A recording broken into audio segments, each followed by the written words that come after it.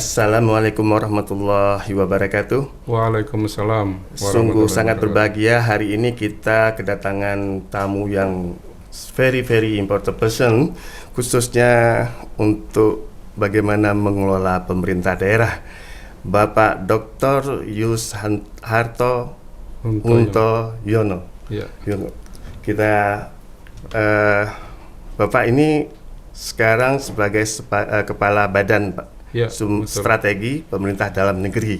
Kepala Badan Strategi Kebijakan Pak ya, dalam kebijakan negeri. dalam negeri. Ya, kita bisa tahu bahwa itu suatu posisi yang sangat strategi juga ya Pak untuk Ya. Indonesia ke depan. Ya, Bapak insyaallah.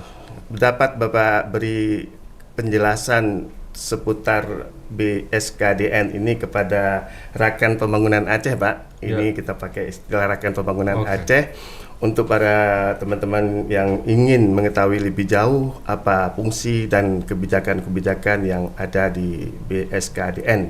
Silakan, Pak. Ya, terima kasih Pak Yulianto. Bismillahirrahmanirrahim. Assalamualaikum warahmatullahi wabarakatuh. Yang kami hormati Rakan Pembangunan Aceh yang menjadi pemirsa dalam pelaksanaan kegiatan podcast yang diselenggarakan oleh Badan Perencanaan Pembangunan Daerah Provinsi Aceh. Kami merasa sangat bersyukur bisa menjadi lebih dekat dengan Bapak dan Ibu Rakan Pembangunan Aceh, terutama yang berkaitan dengan pelaksanaan tugas dan fungsi strategi kebijakan dalam negeri yang ada di pemerintah daerah, baik yang pemerintah provinsi maupun di 23 kabupaten kota yang ada di Provinsi Aceh. Badan Strategi Kebijakan Dalam Negeri ini merupakan satu lembaga baru yang merupakan hasil kolaborasi dari dua peraturan, yaitu Undang-Undang 23 tahun 2014 tentang pemerintahan daerah, di mana amanahnya diantaranya pada pasal 391 ayat 1 dan 2 menyatakan bahwa pemerintah daerah itu melakukan evaluasi dan disampaikan kepada pemerintah melalui menteri, dalam hal ini adalah Menteri Dalam Negeri. Berikutnya ada juga pasal-pasal yang mengatur tentang inovasi, di mana pemerintah daerah diharapkan melaporkan inovasi yang dilaksanakan serta memberikan seperti privilege bagi pemerintah daerah atau aparatur sipil negara yang dalam melaksanakan inovasi apabila gagal itu dianggap bagian dari upaya dan tidak menjadi tindak pidana. Nah, dengan demikian BSKDN berdasarkan arahan Menteri Dalam Negeri menindaklanjuti tugas-tugas yang ada berdasarkan Undang-Undang 23 ini dalam berbagai macam indeks yang mengukur perubahan, melihat tren dari satu waktu ke waktu berikutnya, atau melihat perbedaan atau posisi relatif antara satu daerah dengan daerah yang lain dalam waktu yang sama.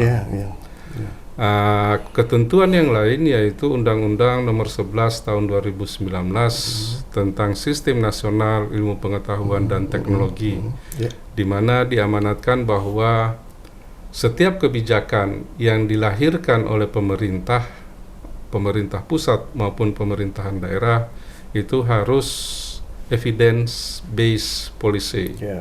Evidence ini harus dikelola dengan menggunakan data dan riset yang cukup, sehingga rasionalitas dari kebijakan itu bisa dijamin dan tingkat implementasinya berikut tingkat keberhasilannya menjadi lebih baik.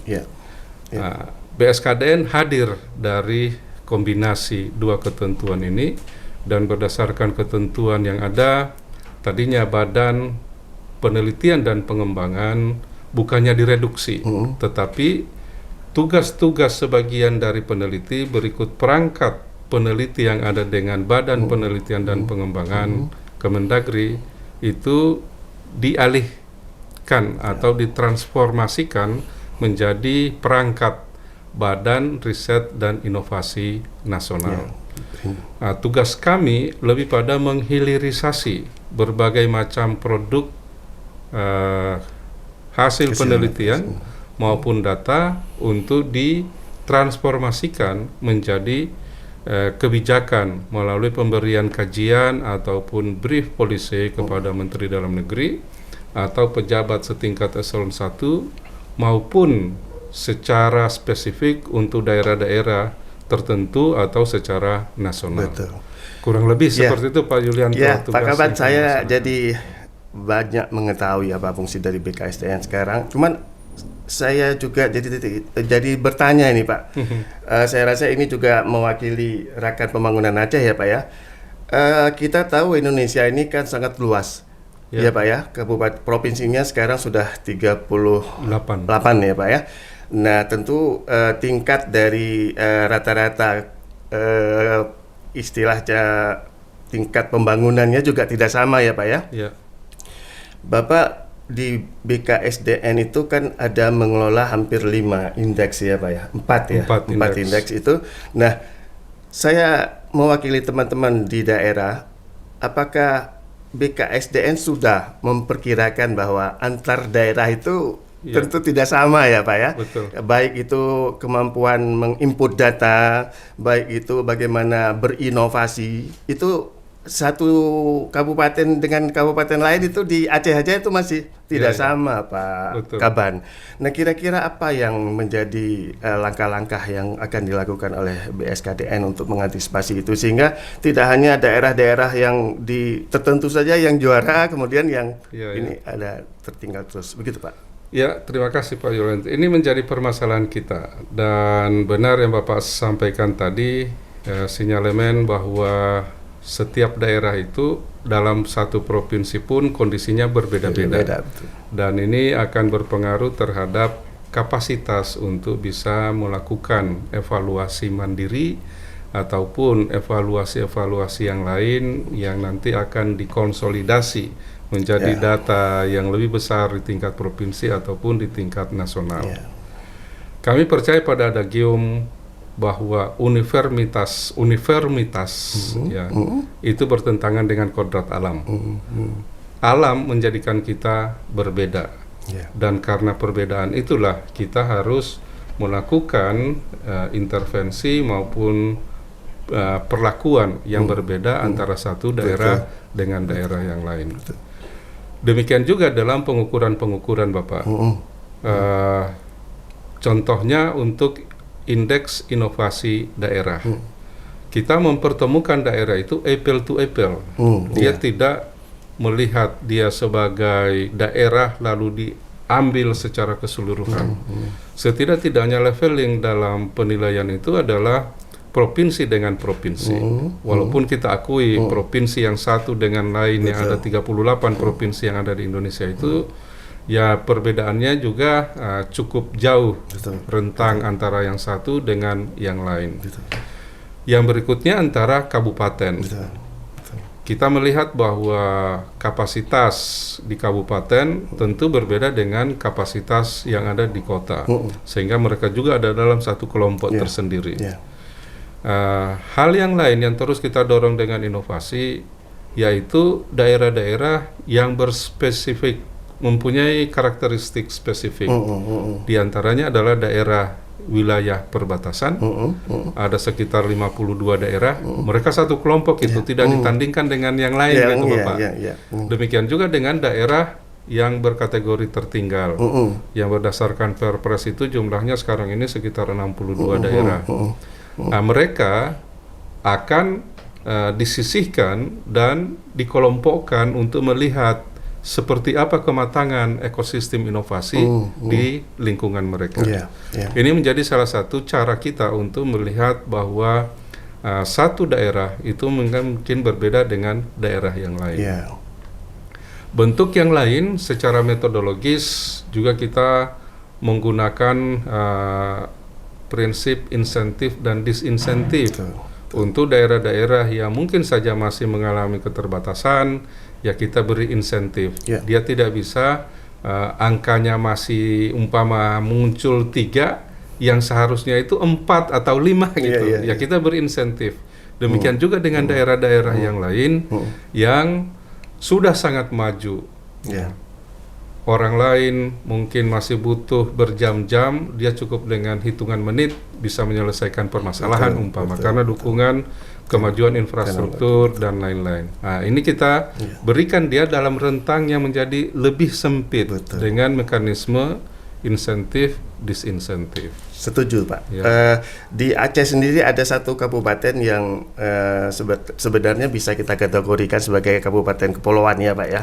Itu Semelu. Ya. Kita berharap juga apabila satu saat Semelu itu di head to head dengan sesama kepulauan, Pak. Karena kendalanya cukup banyak. Kita bisa mereka mengeluhkan dengan infrastruktur telekomunikasi, juga transportasi, sehingga pas deadline waktu harus selesai di input itu mereka belum berhasil di input. Jadi mungkin ke depan bisa menjadi masukan ya, Pak ya.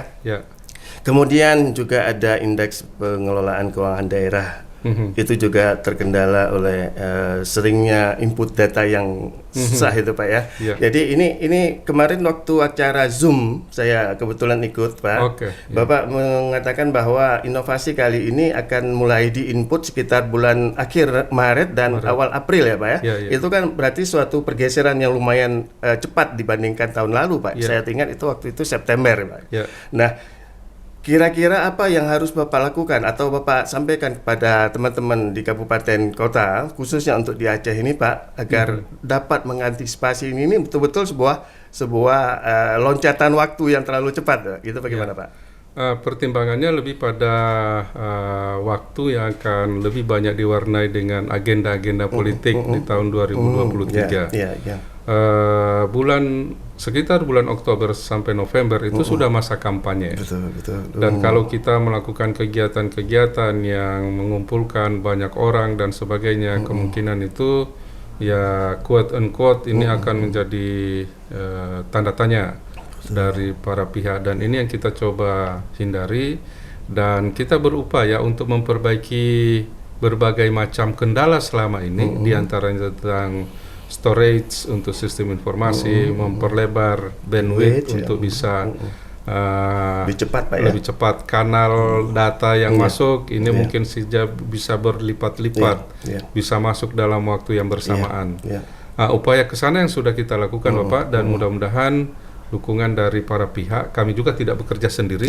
Ya, kami butuh fasilitas yang ada di Pusat Data dan Informasi Sekretariat Jenderal Kementerian Dalam Negeri untuk bisa memfasilitasi pelaksanaan pengukuran indeks-indeks yang ada di BSKDN tahun 2023. Mudah-mudahan bisa dilaksanakan dengan sebaik-baiknya dan pada waktunya nanti tidak ada masalah, karena kita sudah mencoba untuk berkoordinasi. Hal yang lain dilakukan backup secara internal, Bapak. Kami berupaya untuk menambah kapasitas dengan berlangganan dengan para provider untuk bisa menghasilkan storage yang cukup, berikut bandwidth yang memadai, agar Bapak dan Ibu dari daerah tidak terkendala pada saat proses inputting nanti. Baik, ini Pak. Langkah yang kami lakukan, Bapak. Ya, ini suatu jaminan ya untuk Rakan Pembangunan Aceh bahwa jangan khawatir meskipun kita waktunya agak mepet ini, Pak ya. Tapi mudah-mudahan sistem dan perangkatnya lebih baik. Kemudian, Pak, ini isu yang menarik ya, tapi sebenarnya bukan isu karena sudah menjadi suatu ketetapan ya, Pak ya. Ini kan kita ada 23 kabupaten kota di Aceh, juga ada provinsinya, Pak. Ini kita sampai hari ini belum ada yang membentuk BRIDA atau nama lain dari BRIDA itu. Nah, kira-kira apa saran Bapak yang perlu untuk pemerintah provinsi atau pemerintah kabupaten kota untuk bersikap terhadap BRIDA ini, Pak? Kami mendukung sepenuhnya kebijakan nasional yang sudah ditetapkan dengan Perpres 78 yang mengatur tentang pembentukan Badan Riset dan Inovasi Daerah sebagai tindak lanjut dari Undang-Undang 11 tahun 2019. Berbagai instrumen yang sudah dilakukan, diantaranya kami sudah berkoordinasi terus dengan Direktorat Jenderal Otonomi Daerah yang menangani pembentukan lembaga di tingkat provinsi dan kabupaten kota untuk memberikan petunjuk teknis tentang pembentukan Badan Riset dan Inovasi Daerah untuk mengganti Permendagri nomor 5 tahun 2017 tentang pembentukan dan pengembangan lembaga litbang di daerah. Proses ini sudah berlangsung Pak Yuliadi, dan kami sudah mendapatkan beberapa masukan akhir dari Menpan umpama tentang struktur organisasi yang disarankan untuk BRIDA di provinsi berikut BRIDA yang ada di kabupaten kota. Selebihnya kami pun membuka peluang bagi pemerintah daerah untuk melakukan perluasan apabila memang dalam analisa jabatan berikut kebutuhan daerah dibutuhkan perluasan organisasi. Beberapa daerah diantaranya mengintegrasikan BRIDA itu dengan Teknopark. Teknopark, lalu ada penambahan unit untuk bisa melakukan inkubator terhadap usaha-usaha yang dirintis oleh masyarakat yang berasal dari inovasi yang digagas oleh masyarakat. Sebelum dilempar ke pasaran yang lebih luas, di sana diinkubasi terlebih dahulu sehingga bisa diterima, lalu institusionalisasinya ada dan keberlanjutan usahanya ada, dan setelah itu baru dilepas sebagai produk apabila dia akan berorientasi pada inovasi untuk menghasilkan produk tertentu. Bentuk yang lain adalah pengakuan terhadap kekayaan intelektual atau haki.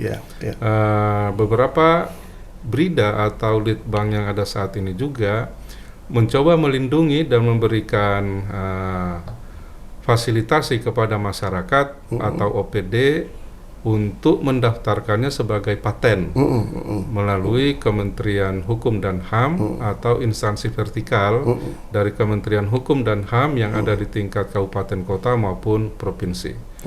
Saya melihat kegiatan ini juga sangat-sangat fungsional dan memberikan motivasi bagi pemerintah daerah, masyarakat, dan perguruan tinggi di masing-masing daerah untuk berlomba-lomba bisa menciptakan ekosistem inovasi di daerah. Jadi Pak Kaban, saya berpikir inovasi itu memang tidak boleh berhenti. Betul. Lembaga yang digagas untuk menjadi katakan melakukan riset dan inovasi itu seharusnya juga melakukan inovasi dirinya. Jadi saya melihat dinamika yang sangat cepat, Pak, sehingga lembaga semacam BRIDA itu tidak semestinya rigid seperti dinas-dinas yang lain ya Pak ya. Jadi setiap saat dia bisa lebih mudah untuk berkembang karena memang tuntutan. Kalau sekarang mungkin kita langsung berpikir tentang begitu luas dan organnya harus banyak, mungkin tidak ada. Tapi kalau memang dia harus dibuat kemudian nanti waktu ada perubahannya juga susah, itu juga menjadi tidak menarik. Jadi saya kira karena dia bidang inovasi, dirinya juga harus berinovasi Pak harus bisa membentuk seperti itu. Dia harus fleksibel, bisa menyesuaikan dengan dinamika yang ada di masyarakat. Tetapi untuk daerah-daerah yang memang sudah bekerja dengan ritme yang cukup tinggi, diantaranya dengan tambahan kegiatan mengelola Teknopark, ada laboratorium untuk inkubator, berikut pemberian layanan hak atas kekayaan intelektual, ya silakan. Tetapi untuk yang masih embryonal, ada organisasi yang memang masih pada level awal. Dan inovasi bukan hanya di litbang, tetapi seluruh organisasi pemerintah daerah. Dan demikian sangat diharapkan kepemimpinan kepala daerah itu berkomitmen untuk menjadikan inovasi sebagai bagian dari indikator kinerja utama. Betul. Setiap OPD diharapkan memiliki inovasi sekurang-kurangnya berapa banyak, lalu ini akan dinilai, lalu ada sifatnya punishment and reward terhadap organisasi yang memiliki inovasi yang bagus. Langkah-langkah ini sudah dilakukan dan tanda petik ada seperti paksa rela gitu untuk daerah-daerah melakukan inovasi seperti yang di Banyuwangi. Ya mereka kalau tidak ada inovasi tungkirnya itu ditunda untuk 1 bulan iya. gitu. Ini kan menjadi bagian yang menjadikan daerah itu termotivasi. Ada reward dan punishment. Dan ini sesuai juga dengan pantun gitu. Ya. Apa itu pantunnya Pak Kaban? Untuk apa menanam padi bila tidak menjadi nasi? Yep, cakep katanya Pak. Untuk apa menjadi pegawai negeri bila tidak punya inovasi? Inovasi ya Pak ya. Ada satu buku yang menggali tentang DNA inovasi Pak Kaban. Artinya sebenarnya Kasali, ya? Iya, sebenarnya kita ini semua memang memiliki DNA inovasi Pak. Mungkin selama ini tidak digali, sehingga ke depan itu memang fungsi dari pemerintah lah ya, menggali inovasi DNA, mengaktifkan Jauh DNA. sebelum net asid. Betul Pak. Kemudian Pak Kaban, Aceh juga punya beberapa inovasi dan sudah menjadi ini juga ya Pak, artinya produk unggulan di Aceh itu seperti adanya ini minyak nilam, inkubator minyak nilam Pak. Kemudian kalau Pak Kaban nanti jalan, Bapak harus minum kopi Aceh karena produk unggulan pengolahan kopi Aceh itu merupakan salah satu produk unggulan di Aceh. Kemudian gini Pak Kaban, mungkin gitu kita akhirnya di waktu juga, cuman saya ingin Bapak bisa memberikan pencerahan kepada semua kami di Aceh ini, kira-kira langkah-langkah apa saja yang bisa kita bangun. Ini kan yang sangat inovatif harus 1 kabupaten Pak. Kita ingin kalau bisa setengah dari kabupaten itu sangat inovatif, dan juga kalau bisa provinsinya juga kali ini dapat sangat inovatif. Kemarin waktu untuk mengikuti tahun 2022 kita sudah sangat serius itu Pak. Tapi ternyata kita masih level atas dari inovatif. Ya, kita tinggal berapa poin lagi? Tinggal beberapa poin. Jadi kalau bisa untuk saran-saran dari Pak Kaban kepada kita semua yang ada di provinsi dan juga di kabupaten, keinginan besar kami untuk bisa mendapatkan minimal setengah dari kabupaten kota itu sangat inovatif. Begitu juga dengan provinsinya, karena nanti ada insentif ya. Ada itu bisa Bapak jelaskan apa sarannya. Yang kita utamakan itu adalah ekosistem inovasi, bukan inovasi per inovasi. Dengan demikian dia ada dalam satu kontinum rentang waktu, mulai dari inisiasi sampai dengan dia bisa direplikasi dan diimplementasikan. Dengan demikian keseluruhan dari hulu sampai hilir ini akan punya skor tertentu, yang kalau skala kita itu sampai dengan 111 poin. Nah, dengan demikian kepada OPD-OPD atau anggota masyarakat atau kepala daerah yang mempunyai inisiasi melakukan inovasi, lakukan mulai dari awal. Bagaimana dia timbul dari adanya masalah berikut isu yang dirasakan di tingkat daerah, lalu didokumentasikan di awal. Selama ini dari 5 syarat yang dipersyaratkan untuk melakukan inputting itu, diantaranya dikeluhkan itu adalah pembuktian evidence before and after dari inovasi, dan dia di dalam bentuk video yang diutamakan gitu Bapak, karena video ini menjadi pembuktian yang paling faktual sehingga bisa terekam kapan waktunya, lokasinya di mana dan sebagainya. Dalam satu rangkaian informasi sekian detik atau sekian menit video itu banyak data yang kita bisa absorb. Itu yang pertama. Yang kedua, jangan setengah-setengah, atau begitu dia digagas pastikan dia akan sampai di ujung gitu. Karena kalau kita surut lagi, ya dia mentah lagi gitu Bapak. Kan dalam jaminan gagal sekalipun tidak akan menjadi hukuman gitu. Betul. Ini barangkali dianggap sebagai privilege bagi Bapak dan Ibu untuk tidak ragu. Seandainya akan ada inovasi yang menjadi tandingan, ayo siapkan aja. Tetapi lewat proses yang kurang lebih sama dari hulu sampai dengan hilir. Yang berikutnya adalah kesinambungan. Jangan sampai Bapak yang sudah menggagas inovasi mungkin udah 3 tahun, sementara yang kita nilai kan 2 tahun. Yang sudah jadi 2 tahun ini dalam bentuk apapun secepatnya ditransformasi menjadi bentuk yang lain yang merupakan penyempurnaan dari inovasi sebelumnya. Ya, Pak, ya. Ya, banyak daerah seperti itu. Contohnya saya menyebutkan dari satu kota ada namanya Gempa Genting untuk penyelesaian masalah stunting melalui administrasi di tingkat kelurahan. Masyarakat yang melayani mendapatkan layanan di kelurahan itu tidak perlu bayar, cukup bawa sampah 1 kantong umpama. Menarik itu, Pak. Nah, kantong sampah organik oleh lurah ini dikumpulin menjadi makanan untuk maggot. Iya, iya, betul. Maggot berkembang lalu dikasih makan untuk lele, berikut ternak berupa unggas, bebek, berikut ayam untuk mendapatkan telur. Produk ini diantar secara reguler ke rumah-rumah yang anaknya stunting. Oh, jadi dari hasil peternakan lele tadi itu ya, Pak ya? Tetapi sumbernya ini kan ya, sampah dari gitu, sampah, Pak. ya, benar-benar. Sampah masyarakat yang dikumpul di setiap kelurahan, kantor dusun, lalu diolah. Mereka mempunyai instalasi pengolahan sampah organik dengan menggunakan maggot. Sangat efektif. Begitu 2 tahun usia Gempa Genting, masih tetap akan dilombakan untuk berikutnya, ditransformasi menjadi dahsyat. Daftar sehat untuk mengatasi stunting.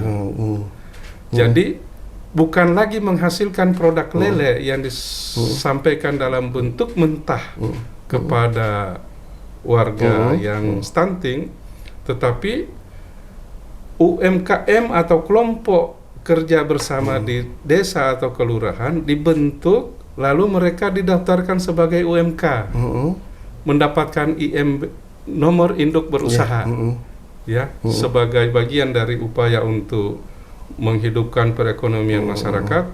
Lalu mereka dimasukkan ke e-katalog. Didaftarkan semua langsung ya, di OSS juga ya. OSS juga ya. OSS, lalu e-katalog daerah, dan mereka mendapatkan pembayaran secara rutin karena memasakkan tadi. Lele berikut makanan sehat 3 kali sehari kepada ibu hamil berikut anak yang stunting. Karena mereka melihat kalau sudah sampai anak yang stunting saja yang kita intervensi, tingkat keberhasilannya mungkin ya lebih rendah. Karena akan muncul lagi anak-anak stunting yang baru. Karena kita tidak mencegah sejak dia putri. Masih dalam kandungan ya. Bukan kandungan, justru mulai dari putri ya, Pak? Yang putri yang siap menikah. Menikah ya, benar-benar. Diukur dia punya anemia, lalu dikasih makan daging, telur, biar kadar Hb-nya tinggi, sehingga pada saat kehamilan sampai anaknya lahir di atas berat rata-rata bayi yang sehat. Jangan sampai ada kelahiran di bawah berat rata-rata. Nah, itu yang diintervensi. Jadi Gempa Genting bertransformasi menjadi dahsyat. Berikut sistem informasinya juga diperbaiki. Ada lagi inovasi yang lain, Bapak. Jadi setiap inovasi itu sebenarnya akan menghasilkan inovasi yang baru. Ya, betul sekali. Ini ya cocoklah dengan teori tentang need achievement bahwa orang itu tidak puas terhadap hasil, tetapi dia akan puas dengan proses. Apabila seseorang atau sekelompok orang sudah terjangkit dengan virus NA, need achievement, maka dia akan terus berpikir proses apa lagi yang akan saya lakukan untuk menghasilkan sesuatu yang lebih besar berdasarkan tusi yang bersangkutan. Baik, Pak. Tusi ini tolong jangan keluar dari 32 urusan pemerintahan yang menjadi kewenangan pemerintah daerah. Baik. Ini barangkali baik. Ada sedikit lagi ya, Pak ya. Ini kita ingin dapat langsung pernyataan dari Bapak. Ini kan ada beberapa inovasi dari teman-teman yang bukan ASN, umpamanya ya Pak ya, atau ASN juga tapi yang bersifat pribadi. Mereka khawatir apabila inovasi dia nanti diinisiasikan oleh dia, kemudian disetujui oleh pemerintah daerah sebagai inovasi daerah, nanti hakinya menjadi bukan milik mereka. Ini ingin dari Bapak bagaimana Pak, supaya lebih jelas itu Pak. Kita mempunyai prosedur untuk melakukan validasi terhadap seluruh inovasi, termasuk mengetahui dari mana sebenarnya inisiator. Apabila ada pernyataan dan lewat proses dokumentasi bahwa itu diinisiasi oleh masyarakat, jadi jangan khawatir. Lembaga yang ada, apakah OPD yang akan membantu itu hanya sebagai fasilitator, untuk menjadi bridging agar inovasinya terdaftar, lalu bisa dipergunakan oleh masyarakat secara luas. Dibandingkan dengan kapasitas orang per orang dalam melakukan replikasi, tentu menjadi sangat terbatas. Nah, setelah itu dalam pemberian hak atas kekayaan intelektual tetap diberikan kepada yang bersangkutan. Baik. Itu Bapak. Saya rasa Rakan Aceh, pembangunan Aceh itu sudah jelas ya, jelas sehingga tidak ada yang mengganjal lagi bahwa nanti hakinya menjadi milik pemerintah dan dia tidak bisa mendapatkan apa-apa ya Pak Kaban ya. Insya Allah mudah-mudahan itu bisa menjadi pencerahan. Pak Kaban, sudah terlalu banyak kami menyita waktu Bapak yang sangat berharga ini. Mudah-mudahan apa yang Bapak telah berikan itu memberi pemikiran dan kecerdasan bagi kami juga, dan harapan kami bahwa ke depan nanti tahun ini ya Pak ya, Aceh bisa sangat inovatif. Dan kabupaten kotanya juga bisa masuk sangat inovatif, dan satu kabupaten kepulauan tadi diperhatikan juga Pak Kaban.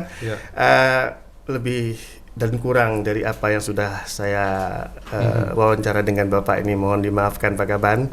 Mudah-mudahan kita bisa ketemu di tempat. Satu catatan saya untuk Simelu, jangan dijadiin dia sama dengan kabupaten yang lain, tetapi akan ada dalam lingkungan daerah yang wilayah perbatasan Bapak. Iya, seharusnya begitu. Dia perbatasan dan kepulauan Pak ya.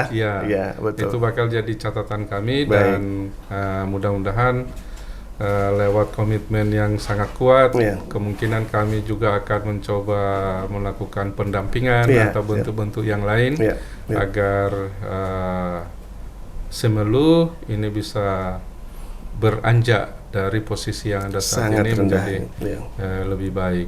Pak Kaban. Demikian Bapak. Terima kasih. Demikian Rakan Pembangunan Aceh. Semoga apa yang telah disampaikan dapat bermanfaat bagi kita semua. Sekian dan wassalamualaikum warahmatullahi wabarakatuh. Waalaikumsalam warahmatullahi wabarakatuh. Terima kasih Pak Yulandi. Terima kasih.